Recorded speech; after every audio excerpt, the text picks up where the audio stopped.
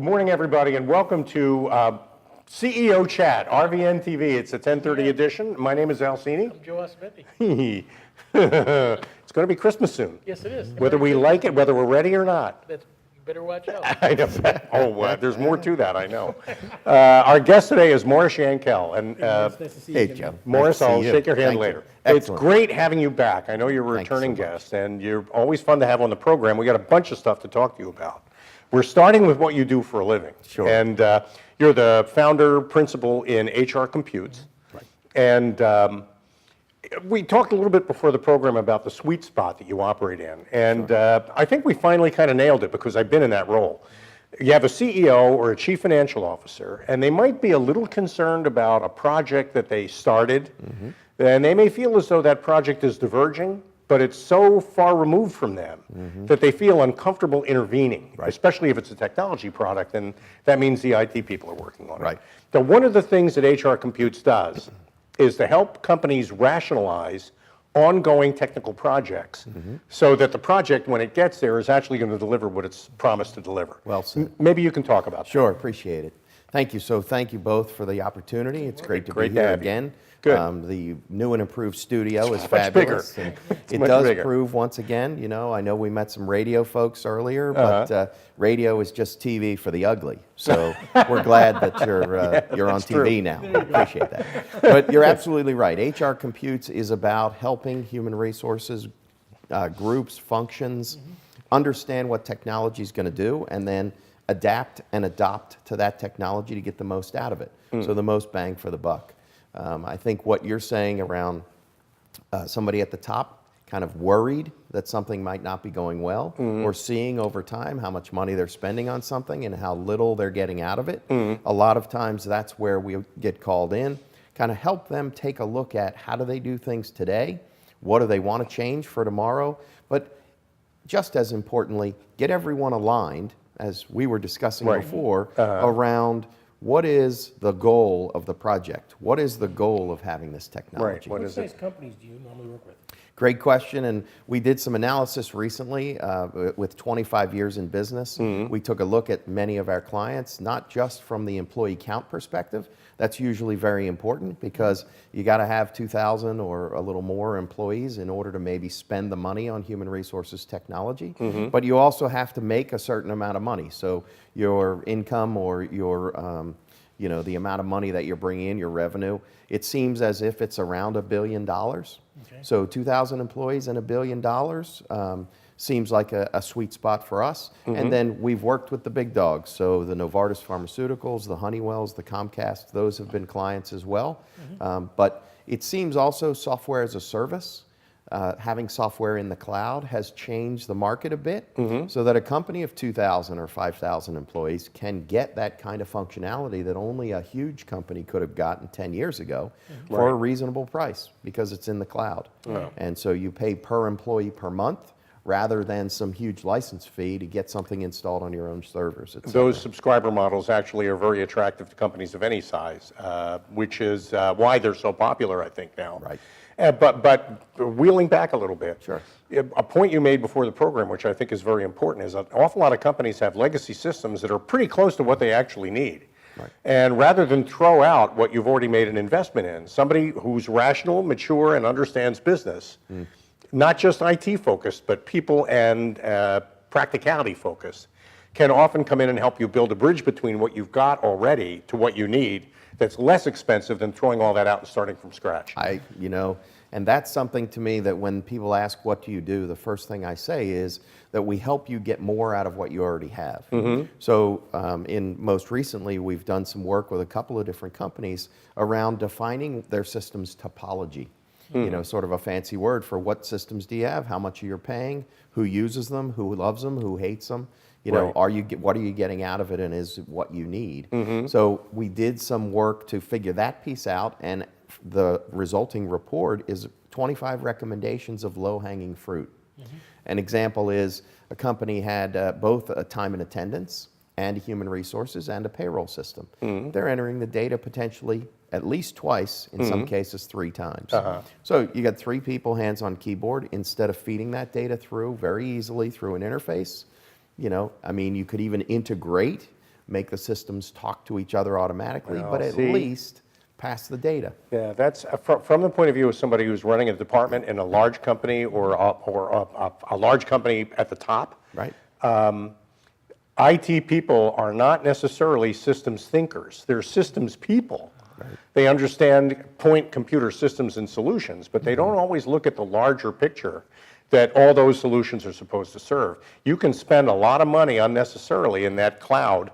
I mean, the cloud on Earth, where all that activity is happening. So, and that's where you help. That's one of the areas Exactly. you serve. I think that's something that you bring a strategy to an organization like that, but you also allow people to communicate their opinion, their concerns, you know, in an open sort of forum. We do a lot of one-on-one interviews in order to pull that data, and a lot of times you get things that come out from those kinds of conversations that the CFO or the CIO wasn't getting because people are naturally reticent to maybe, you know, talk back or Right. to really say their opinion. And it's the people who are in the trenches who are using the system. Those are the people who know and who have to use it. Yeah. So if they don't use it, they can sabotage it, whether on purpose or Unintentionally, not. Right. Unintentionally, right. Or unintentionally, without even intending to. And that's, A neat, yeah. a neat thing that I read recently, and it's not a new idea, but it's around change management, is the sort of three-step process of unfreeze, change, and freeze. It's a classic, you know, change management methodology. Right. And the idea there is you look at what you have and you unfreeze it. You kind of say, let's do pie in the sky. Let's kind of look at things. How do we make this better? Then you include those people and actively make the change. You need to do it relatively quickly. It can't extend forever. And then you freeze it again so that people can't go back to the way they were doing something, the old way. And that enables you to kind of get people, a little bit force them to, but if you include them in the process, then they naturally see it and hopefully embrace it so that, you know, it continues. That's cool. Now, to connect with people who are watching, it is not a weakness to call somebody like Morris if you are maybe a little uncomfortable with the way things are going, but don't feel like you can put your finger on it. It's actually a strength to admit that you have that feeling, and then call somebody in like Morris to begin to discuss that feeling and try to find out what the reality is behind it. And what is that first call like? I mean, when somebody calls you, do you charge from the moment they call? No, of course It's- not, Al. You know, it's a networking. It's the go-giver. Sure. You want to meet people. We're very interested in meeting people, understanding the kinds of things they're doing. We do a lot of speaking for free. You know, I have actually a really neat kind of thing coming up with a group in Philadelphia around applicant tracking systems and sort of how you as an individual can kind of hack the ATS. You know, a lot of people complain that they spend a lot of time putting their resume in and it's sort of a black hole. There's some ways around that, formatting the resume or, more importantly, utilizing your network to try and get some humans involved in that process. That's interesting. So, but absolutely, on the phone call, the conversation's going to be about, you know, what are your pain points? Obviously, that's Sales 101. But then it's more about who are the people who are included in these kinds of decisions or these kinds of processes. Right. And we give recommendations right off the bat around getting those people in a room, the types of questions that we really think that we could ask or someone could ask. We've done it a couple times just with a survey, an online survey. Then we collect it, we formulate some ideas in order to come up with those recommendations around, it sounds like here's two systems or two departments or two people who might not really be communicating, and there's ways to try and improve I that. think that's a key word, communication. Right. The lack of communication inside of a company, because people tend to work in silos where they're comfortable. Right. You know, helping people see each other and talk to each other in new ways often discovers gaps in the organization that have two systems filling them or no systems filling Right, them. or 3 or 5. Or 3 or 5, we- things that have grown over time. Exactly. And that's what you can help with. I Yep. think There's that's, a lot of redundancies too then. Exactly. Yeah. We were in a conversation with a company just last week, and they said to us, as they were going through, they immediately dove into the details. This was a sales call. And they're in the details, and I'm certainly taking pages of notes. But at one point, someone mentioned a system that was helping them interface to other systems, and one of the senior folks said, wow, there's one I never heard of before. That's somebody else we're paying. Right, So that kind of, you know, conversation is illuminating. it's very illuminating, and companies, that when they find out, it's not necessarily about firing the person that you're, Oh, I mean, it's about redeploying them in a way that's more effective and eliminating a lot of the conflict that gets created when two people are doing the same thing and don't know it. Right. And you get a lot of real bad feelings from that. So you mentioned application tracking systems. That's something you've worked with. I know you've got background in HRIS. Absolutely. A significant Human amount of resource that. Information system. The fun stuff these days are robotics and AI. Okay.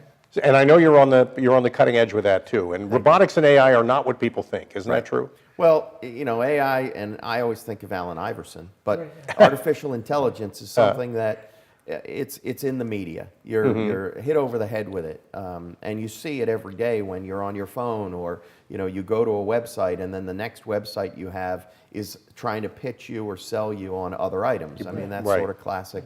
You know, it's utilizing the things that you do in order to try and help make a decision. But AI in human resources is helpful, and I think it's going to be a big thing. But the big question to me, I was recently at a presentation with the Philadelphia Society of People and Strategy, where IBM and a couple of large consulting firms were in there, and someone raised their hand and said, what if I have 500 to 5,000 employees? What kind of AI can I do today? And the answer was, you know, pretty much not much with a big consulting firm. So you need to sort of understand that. Yes, know what those folks are doing, but be able to sort of, you know, scale that back. And so there are a couple of providers. There's something called Employee Cycle. There's another system out there called Trend Data that sort of, they basically read your data and go through some of their own calculations in order to present you with a dashboard or present you with tools where then you could create your own algorithm. They're not that expensive, but they do take some dedicated time, resources, or a consultant. And the cool things with AI these days in HR that everyone talks about is predicting who's going to be leaving you, what's the flight risk, or predicting who you should promote, or predicting the types of courses that you need or training that you need, or the types of sort of workforce planning, who are the employees that you need. Okay, great. And it's all about pulling the data and taking a look at it. So something like termination, who's going to risk a flight, who's their manager, when they get their last increase. It's not, you know, rocket science. No. How long is their commute? What's their time since last promotion? Right. Who are their coworkers? What's their market, you know, when you look at their salary in the market outside versus what they make? Sure. Internal versus external. So it's really more of a digital assistant than it's not a decision maker. You're still the decision maker. This digital assistant is reminding you or pointing out to you things that you may not be looking at because you're busy doing other things. Correct. And that's where the AI thing comes in. Piece. I think people do look at AI sometimes, and there's a lot of conversation about it being potentially discriminatory. Right. There's a classic case that my partner brought up to me around a company, I'm not going to name the company, but a company where they had set up an algorithm, and it was basically saying who has been successful in our organization before. Those are the people that we would like to have. Well, all the people who had been successful before were white males. Oh, and so they were getting a profile back from from. affinity to discriminate towards that. Right. And that was not a positive in any way. That's not a positive thing at all, but it's not AI in the sense that it would know that. It doesn't know what it's offering. It's just looking at data and projecting it to you in unique and novel ways. Correct. A lot of times if it's reporting, it's going back in time. If it's analytics or AI, it's in essence predicting the future. Totally Great. objective. It's totally objective or stupid almost. Or stupid, really. I mean, it's you're right. objective in the sense that it's not thinking about what it needs to be thinking about. It's not Correct. thinking. Yeah. It's not Very, thinking, very which is true. cool. All right, good. So what I get from Maurice Yankell is a good dose of creativity, because I know you're that kind of a guy, but you're also level-headed as well. I mean, there's no point being wide-eyed optimist about technology that you know isn't going to be a good fit. Right. So a big part of your value proposition, Maurice, is that I don't know the technology, I know my business. These other people who work for me, they know the technology, but I'm wondering whether they really know what business I'm in. And or they could just know their function. A lot of times in HR, people are not necessarily all that technologically adroit. And so they know how to get people paid. They know how to get people in, you know, into the system. They know how to recruit. They know how to interview. They may not really understand those pieces between, we get 1,000 resumes a day. How do I go through those resumes in order to figure out who are the best candidates to send 3 or 4 to a hiring manager? Right. So that piece of it, that sort of the liaison between the guts of how do you get things done and what technology do you use is really, that's something that That's where you operate.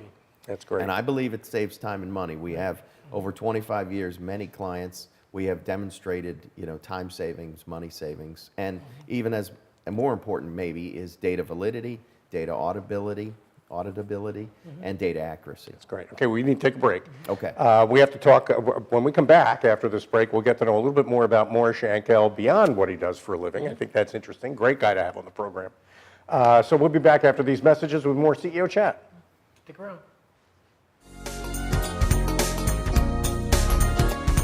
Dogs aren't broken. They've simply experienced more life.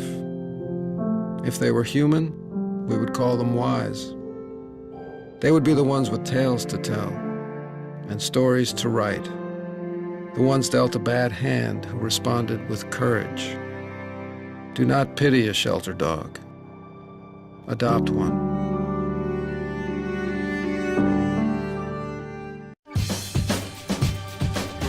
Say we've got grit, and we'll take it as a compliment.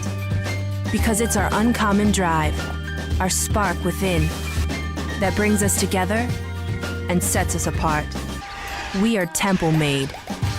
And when others take shortcuts, when others take breaks, when others take the easy way, we take charge.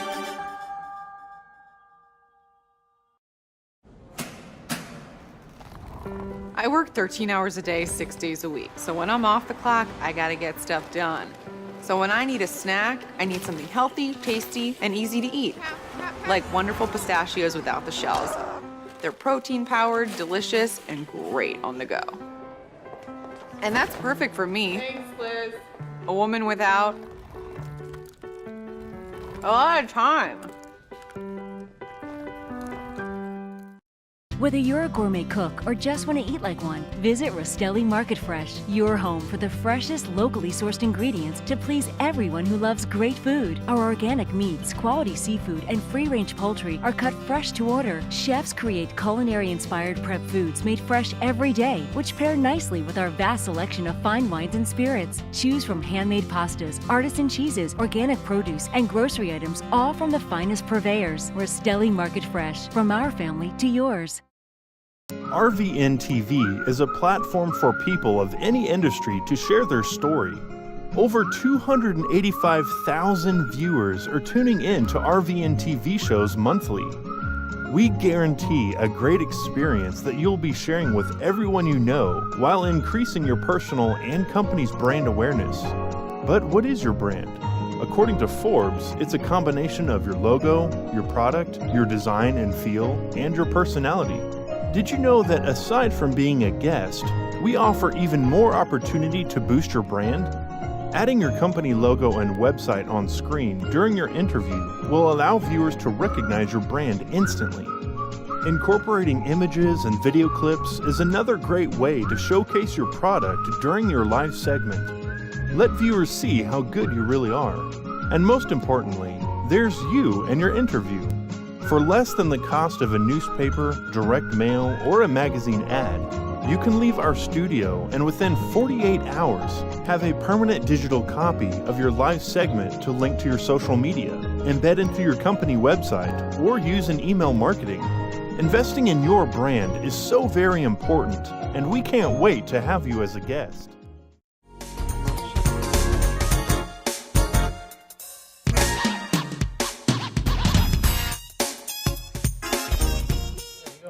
Welcome back to CEO Chat, everybody. My name again is Al Cini.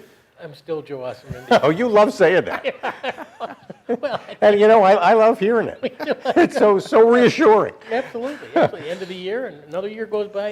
It's amazing. It's almost 3 years now. Yeah. We're starting our third year of CEO Chat. And one of the things we want to do as the program evolves is to bring people back to talk to them and get to know not just about what's new and what they do, which is, especially in your field, is very important, but also get to know a little bit about them as people. And so we had a chance to talk and explore that a little bit. You also sent in some pictures we'll see. Mm-hmm. You do metal sculpting, is that true? It is. It's a labor of love. After all day sort of operating in the cloud, We got a Oh, picture. there you go. There's a photo. Okay, what's that? What's that? That's a bull. That's a bull. That is a. I see that You know, now. it's stainless steel on the bottom, and then it's just regular steel is the horns. Good. It's only about a 1.5 feet tall, but it's something that I created after being in Spain with the family. There's Great. all kinds of sculptures there. This is And this is- Toby and his counterpart. This is the second thing you did, or something. This Okay. is afterwards. Yeah, this is a little more whimsical, maybe. But that's our Morky, 10.5 pounds of fury, and his little statue next to him. It's when you put them together, maybe they look alike. Most people have said to me it looks like a little pig or something. But, No, I can figure out that's a dog. There's a little tail going. That's Make adorable. one of those. That Yeah. would be interesting. It's so the way that I got introduced to this is a company called NextFab. That's a makerspace in Philadelphia, and my father and I, he's 83 years old. I introduced him to it. He's a lifelong artist. My brother, Yankell.com, actually, is an artist.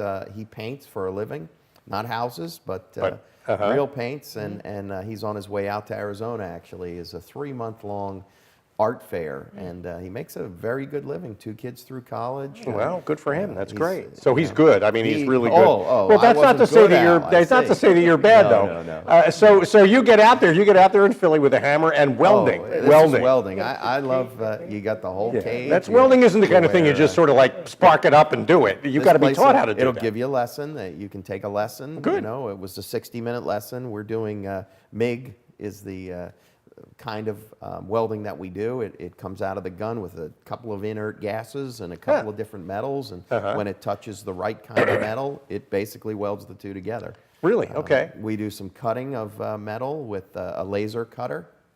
So they have big machines that you can program, and it cuts to exact specifications. The one that I tend to use is by hand, and it cuts to inexact specifications. Whoa. But hey, it's a lot of fun. You saw the angles and things of the Toby statue. That's because we're in there cutting by hand and then welding it together and piecing it together. You have to look at through special glass too, right? Oh yeah. Oh, yeah, you got to wear all. I mean, you got to wear all that welder stuff. The so- welders and clothing. mask I mean, it's not and, like you. I mean, flameproof clothing. there's a- You have to wear leather shoes. It's a all whole that nine stuff. I mean, yards. it's work. Yeah. And Yeah. you know, it's metal. It's different. I mean, a long time ago, for a very short period of time, because I have a very short attention span, Joe, as you may know.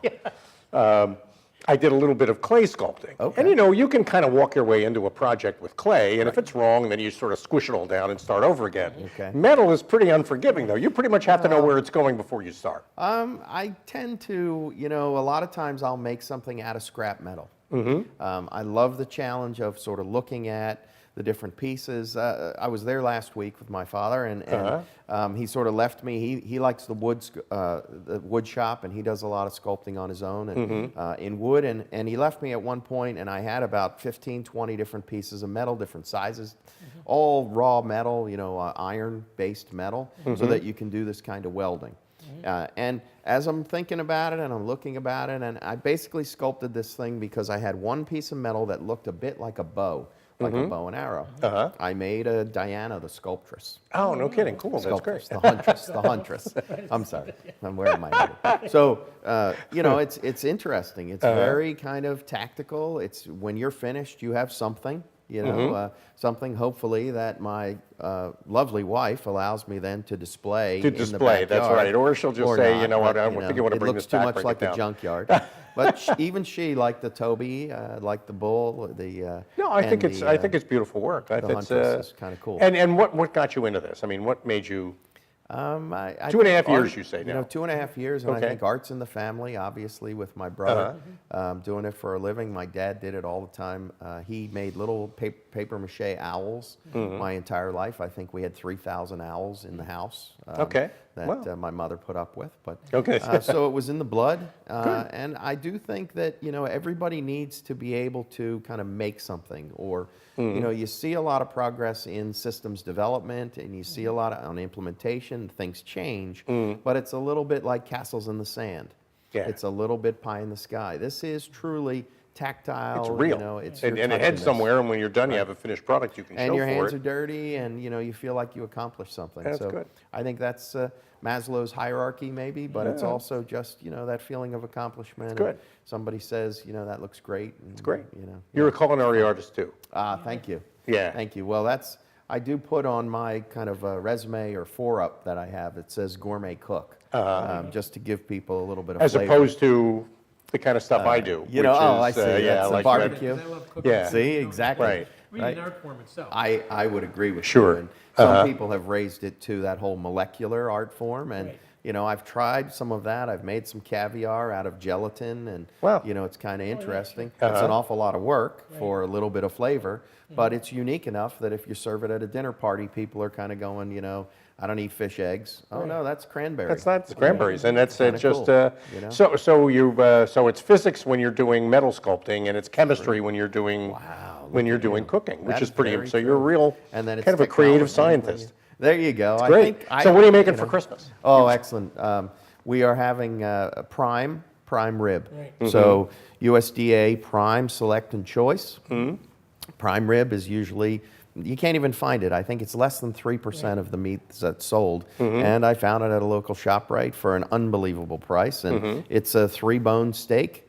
Both my wife and my mother-in-law and my father enjoy the bone. Good. So I have to get at least 2 of those. And so now I've got a 3-bone steak. My daughter is a vegetarian. Okay. She might eat some steak only because I'm cooking it on the grill. So Okay. We'll have a lot of vegetables. We've designed the menu, her and I. So Good. Christmas Eve is vegetarian, and Christmas Day is meat. Is the root? That's where the pointy teeth come in. That's right. So, which is important. We're nearly at the end of the program, and this is fascinating. But you mentioned truffles, and I know you don't just it's not something you buy at the store and then chew on the way home. No, That's truffles. it's a truffles, delicacy. It is, and it's an expensive delicacy. 200 pounds for and $200 for 1 ounce. $200 for thinking pounds, but Yeah, for no, 1 it's ounce. an ounce, and the ounce is maybe 3 smaller than golf ball size. So- and you shave them down on something warm. And the thing with the truffle, people think it's chocolate, right? A chocolate truffle. Yeah, Which but those are there. That is a mimic Right. of what a real truffle is. It's that Right. size and shape. Truffles come in white and black. White is generally from Italy. Black can be Italian, or there's in America, but mostly France. The black truffles are excellent, a little cheaper, and they have a very good smell. It doesn't have a lot of texture. The white truffles are ethereal. Oh, and They that's- transport you to another It's a very place. unique smell. Well, that's It's a very unique smell. okay. Now, real quick, because we're running out of time. We're salivating. Real quick, you don't go into Philly to score an ounce of truffles. You can. Where do you- actually. where do you get a truffle? The terminal market, you might, or the right street corner. Al, be careful where you're headed there. No, you go on the internet. D'Artagnan is a place, or Well, Urbani truffles. okay. So That's yes, helpful. Okay, now we're at that part of the program where Yes, you get sir. to tell everybody how to reach you, not just to cook or do metal sculpting, but the HR stuff that you talked about in the first part of the program for, you said mostly chief financial officers, chiefs of HR, CHROs, Absolutely. also CEOs of companies. CEO, CFO, CIO. That having that problem where they're not quite sure what's going on and they think they need an outside pair of eyes on that. Yeah. How do they reach you? How do they get on? Sure, you can get a hold of me, Morris at HRComputes.com. HRComputes, we try to kind of wrap it all up in there, that it's human resources and technology. That's the best way to get me. Certainly, I'm on LinkedIn. You can follow me there. I do some Instagram things as well, a little bit more on the sculpture side, maybe than the technology side, but Morris at HRComputes. Morris, what a pleasure having you on the program. Great guy you to get to both. know, somebody you really ought to reach out to if you have the kind of problem we talked about. Thank you for being with us today on CEO Chat. It was terrific getting to know you, the part of you that we don't normally talk about. There you go. Thank you for joining us on CEO Chat. Until next week, my name is Al Cini. Who was I again? You're Elsini. And you must be... Joe Ascendi. You're trying to think of another way to answer that question. Don't. Italians are more comfortable with coming up with other ways to There answer you go. We'll have a great Christmas holiday, and we'll see you again next week for more CEO Chat. Yeah, thanks a lot. Have a great weekend and join us again. Thanks very much. Thank you. Pleasure. Brilliant. Thank you.